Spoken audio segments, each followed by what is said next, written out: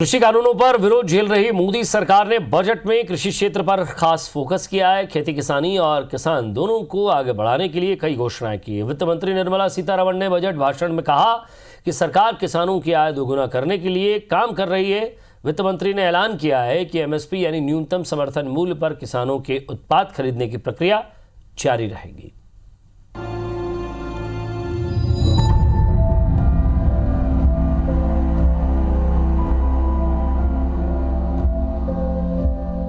सरकार किसानों को कल्याण के प्रति कटिबद्ध है।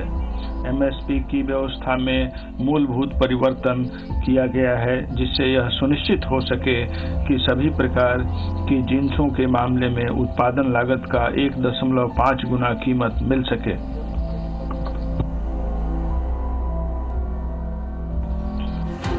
देश के 2021-22 के बजट में मोदी सरकार ने कृषि क्षेत्र के लिए खजाना खोल दिया है। वित्त मंत्री निर्मला सीतारमण ने बजट भाषण में कहा कि एमएसपी बढ़ाकर उत्पादन लागत की 1.5 गुना की गई है। सरकार किसानों की भलाई के लिए प्रतिबद्ध है। वित्त मंत्री ने बताया कि वित्त वर्ष 2021 में गेहूं पर एमएसपी के लिए 75,100 करोड़ रुपए आवंटित किए गए।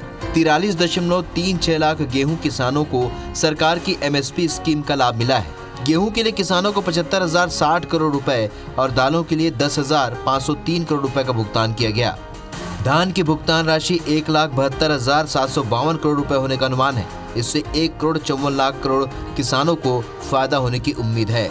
वित्त मंत्री ने कृषि उत्पादों के निर्यात में 22 और उत्पादों को शामिल करने का ऐलान किया है। साथ ही एपीएमसी यानी कि एग्रीकल्चर प्रोड्यूस मार्केट कमेटी को एग्री इंफ्रा फंड के दायरे में लाने की घोषणा की है।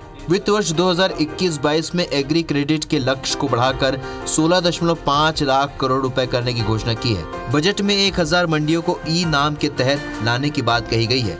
1000 मंडियों को पहले ई नाम प्लेटफॉर्म से जोड़ा जा चुका है।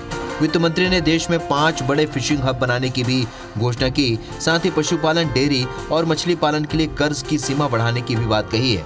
वित्त मंत्री ने कहा है कि 2022 तक किसानों की आय दोगुनी करने का लक्ष्य है।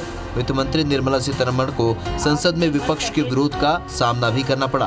वित्त मंत्री ने जैसे ही कहा कि हमारी सरकार किसानों के कल्याण के लिए प्रतिबद्ध है, तो विपक्षी दल हंगामा करने लगे।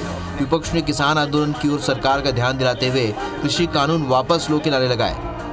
Bureau report, IBC 24।